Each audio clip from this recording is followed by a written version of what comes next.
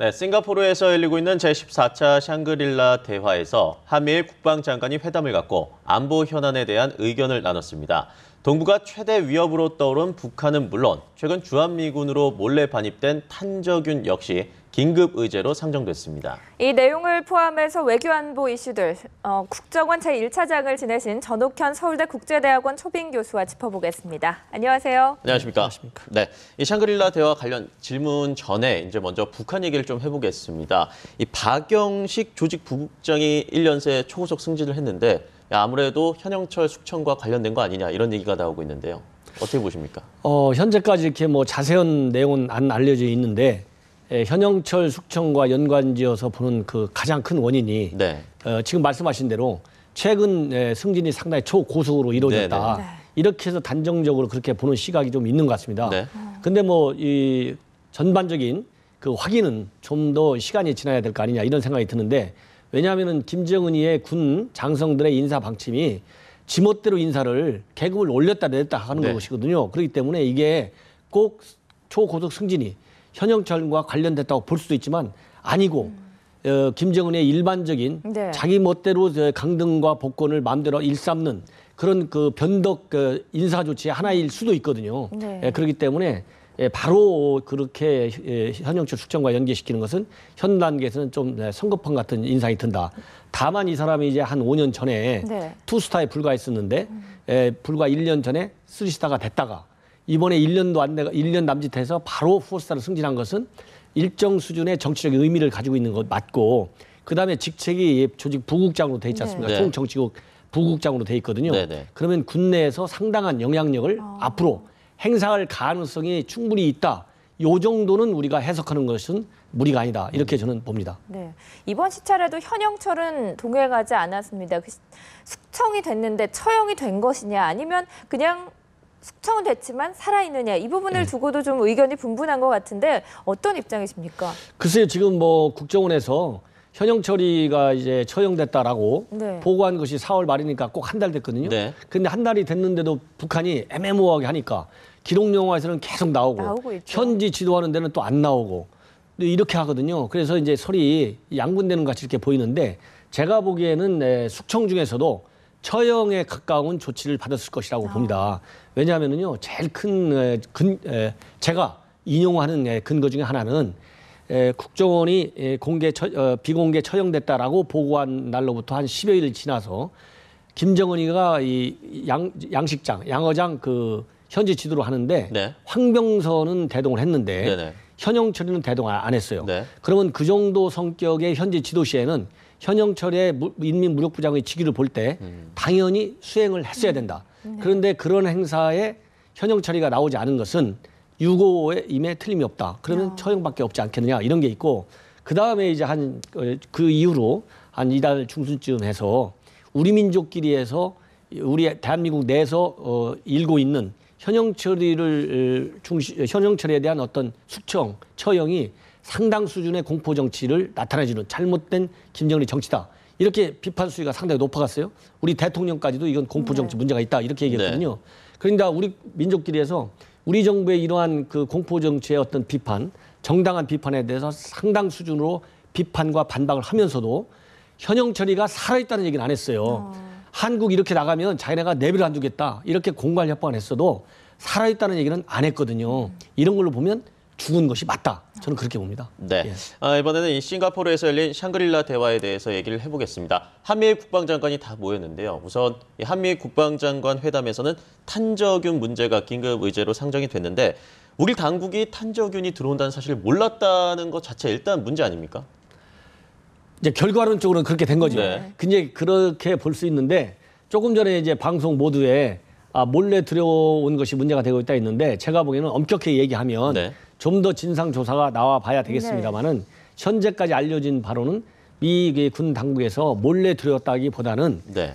실수로 들어왔다는 미 당국의 발표를 믿는 것이 좋겠다. 네. 왜냐하면 왜 실수가 있었냐면은 네. 미국 내 군 연구소에서 실험 과정에서 이걸 비활성화로 시키는 그런 처리를 했는데 네. 비활성화 즉 말하자면 탄저균이 죽지 않고 네네. 살아있는 걸 나왔어요. 네. 반드시 이 탄저균을 죽이는 네. 그런 실험을 했는데 이 조치를 했는데 살아 가지고 나온 거기 때문에 기술적으로 요걸 그대로 배송하다 보니까 이것이 살아있는 탄저균 상태로 서울까지 온 거다.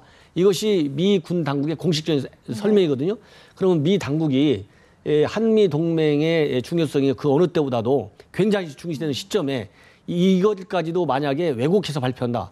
그러면은 상당한 저항을 받게 될 것이다. 그래서 미 당국이 실수를 했다는 게 맞을 것 같고요. 네. 그러나 어떻든지 간에 탄저균이 살아있는 상태로 들어왔을 때부터 바로 즉각적으로 우리 정부 당국에 통보가 되고 또 네네. 사후 이런 그 재발 방지를 막기 위한 긴급한 좀 보안 조치들이 이루어지고 있지 않습니까? 네. 그리고 조금 전에도 보면은 애시턴 카터 미 국방장관이 네. 공식 사과를 했거든요. 네네. 그러면서 이런 일이 일어나지 않겠고 책임 문제를 따지겠다 이렇게까지 엄중하게 얘기를 했어요.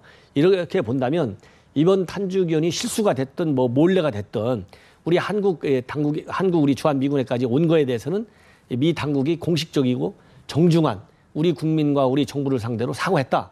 이렇게 보면 이 문제로 인해서 그 어느 때보다도 한미동맹의 중요성이 지적되는 이 상황에서 이 문제가 한미동맹의 건전한 어떤 발전 이런 데에 지장을 줘서는 안 되겠다. 이런 것을 국민들도 좀 감안해서 정당한 비판은 필요하지만 불필요한 정치적인 색깔까지 등장하는 비판은 자제하는 것이 좋지 않겠느냐 이런 생각이 듭니다. 네.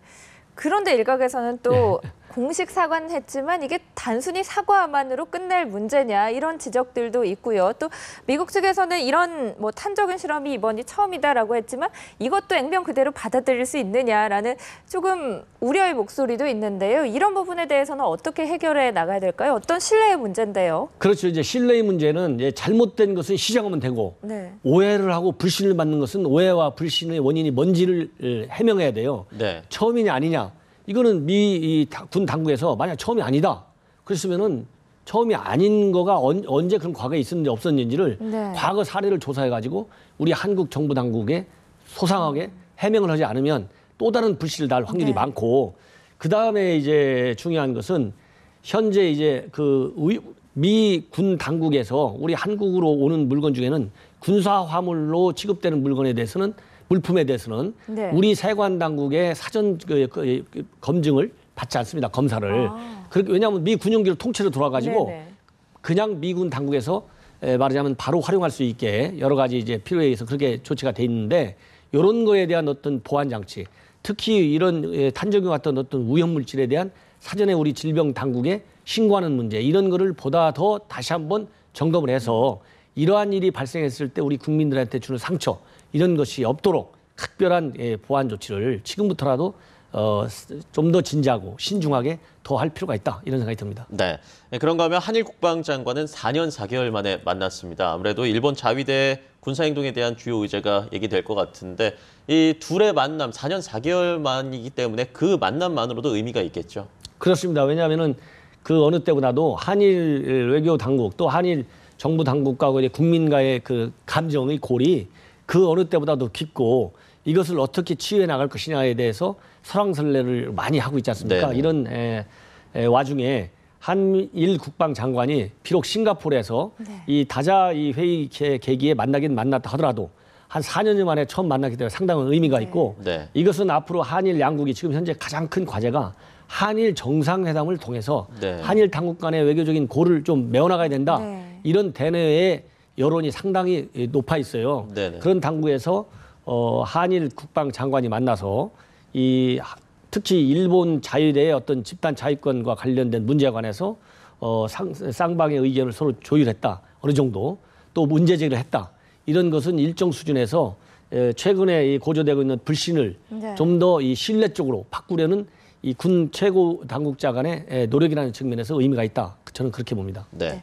어쨌든 한일 관계는 과거사 문제가 가장 큰 걸림돌이 아니겠습니까? 그런데 리시안룽 싱가포르 총리가 일본에게는 과거의 잘못을 인정해라. 또 중국과 우리에게는 더 이상 일본의 사죄를 요구하지 말라. 이런 권고를 했어요. 어떻게 평가해 볼 수 있을까요?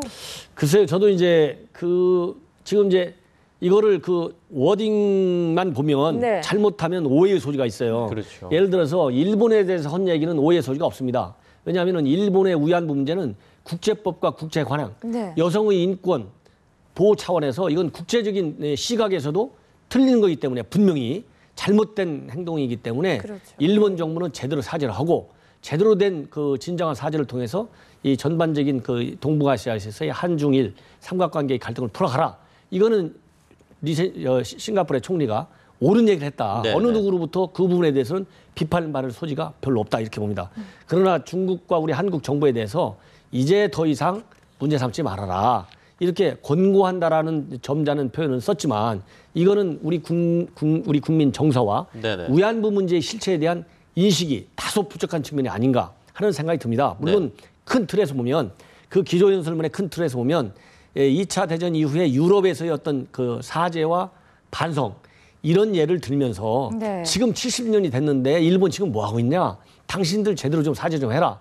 이런 맥락 속에서 그런 큰 틀을 깔아놓고 이제 더 이상 갈등이 되지 않게 한국 정부와 중국 정부도 좀 안 했으면 좋겠다. 더 이상 요구를 이렇게 권고하는 표현이었지만은 네. 이 한국과 중국 정부에 대한 표현의 수위와 워딩을 다른 말로 바꿨으면 그 싱가포르 총리의 기조연설이 더 국제적으로 볼 때 더 호평을 받았을 수가 있다. 이런 점에서 좀 아쉬운 점이 있습니다. 네. 네. 굳이 왜 그런 말을 덧붙였을까요? 중국과 우리에게. 제가 보기에는 이제 그 샹그릴라 그 대화가 저도 과거에 현재 있을 때 거기 갔는데 네. 싱가포르이 주도하고 있는 주체가 돼서 하고 있는 가장 중요한 안보 대화의 큰 장입니다. 네. 국제 회의죠 일종의. 거기에서 이제 싱가포르 총리가 본인이 가지고 있는 어떤 국제적인 정치적인 위상을 한번 높여보겠다. 왜냐하면은 동북아시아에서의 한일 중간의 이런 역사 문제에 대한 갈등이 단순한 동북아 3국 네. 간의 갈등이 아니라 전반적인 그 아시아 정세, 국제 정세. 왜냐하면 한국과 일본, 중국이 차지하는 이 역학 관계가 상당히 요즘은 크거든요. 이쪽 동북안보 네네네. 아시아 쪽에 이런 데서 그렇다고 본다면 싱가포르 총리가 이런 말을 통해서 이 화해 국면으로 몰아가는데 조금 영향력을 행사함으로써 국제적인 입지를 조금이라도 기여하고 이 샹그릴라 대화의 의미를 좀 더 부각시키자고 하는 어떤 좋은 의도에서 저는 그런 말을 하지 않았는가 이렇게 긍정적으로 해석하고 싶습니다. 네. 또 한미 국방장관 회담에서 사드는 논의하지 않는다고 했는데 존 맥케인 상원의원이 한반도 사드 배치 가능성을 언급을 했습니다. 시사를 했는데 맥케인 의원이 미 상원 군사위원회 위원장인 만큼 어느 정도 이 발언을 계기로 미국 내에서 한반도 사드 배치가 좀 논의가 되지 않을까 싶어하는 이런 일각의 해석도 있는데 어떻게 보십니까? 제가 보기에는 얼마 전에도 이제 뭐 국방장관도 왔다 가고 네. 또 이제 미국의 그 외교장관도 이제 왔다 가고 그랬는데 사드 문제가 조금씩 거론을 되는데 네네. 거론이 조금만 되면 한국 정부하고 미국 정부가 뭐에 논란 자라처럼 팔짝팔짝 뛰어요. 절대 거론한 적이 없다. 네. 이러니까 아마 미 정부 당국은 상당히 나름대로 어려움과 또 우려의 시각이 있을 거리라고 저는 짐작을 합니다. 그렇기 때문에 상원 의원이지만 더 중요한 것은 군사위원장이라는 자격을 가지고 있거든요. 네. 그렇기 때문에 맥케인 군사위원장의 성격은 안보 문제에 대해서는 미국의 안보, 미국의 국익을 우선적으로 생각한다는 상당히 강경파로 알려져 있거든요. 네. 이분이 그런 얘기를 했다고 하는 것은 사드의 한반도 배치가 미국의 안보 이익에도 도움이 되지만 한국의 안보 이익에도 도움이 된다는 시각에 따라서 확고하게 본인의 소신을 밝힌 것이다. 저는 그렇게 봅니다. 네, 미국 쪽에서 사드에 대한 언급은 계속되고 있는데 어쨌든 우리 측에서는 요청, 협의, 결정 없음. 그러니까 쓰리노 입장을 일관되게 주장하고 있는 상황입니다. 근데 조금 전에 또 들려온 소식을 보면요. 중국군 부총 참모장 역시 샹그릴라 대화에서 만난 것 같은데 사드 한반도 배치 우려에 대해서 공식적으로 입장을 표명을 했다고 해요. 이런 식으로 뭐 중국도 좀 민감하게 반응하고 있는데 우리 측의 입장은 어떤 식으로 변화돼야 되고 어떤 식의 입장을 취해야 되는 겁니까? 저는 뭐 이런 방송이라든가 제가 쓰는 언론 신문 그 칼럼을 통해서도 네. 수차례 반복해 온 것이 사드 문제에 관해서 우리 국방 당국에서 이건 전략적 모호성을 유지하기 때문에 쓰리노로 간다. 이런 게 우리 정부의 기존 입장이에요. 네. 그러면 우리 정부 당국의 고위 인사가 전략적 모호성이라는 걸 대외적으로 공개한 순간 전략적 모호성의 카드는 사라졌다. 그러면 이 전략적 모호성이라는 입장이 이제 없어진 걸로 보고 네. 대안을 빨리 제시해야 된다. 쓰리노가 최선의 선택이 아니다. 차선책도 아니다. 최악의 선택이라고 봅니다. 저는. 네. 그렇기 때문에 우리 정부가 빨리 더군다나 이제 6월 14일에서 19일까지 우리 대통령이 미국을 방문해요. 한미 정상회담도 있습니다. 그럴 때 우리가 최소한도 공식적으로 협의를 개시하는 이런 모멘텀은 만들 필요가 있지 않나 네. 이런 생각이 들고 우리의 안보와 직관되어 있는 요격무기 네. 체계이기 때문에 여기에 대해서는 결정이 빠르면 빠를수록 좋다. 저는 이제 그런 생각이 듭니다.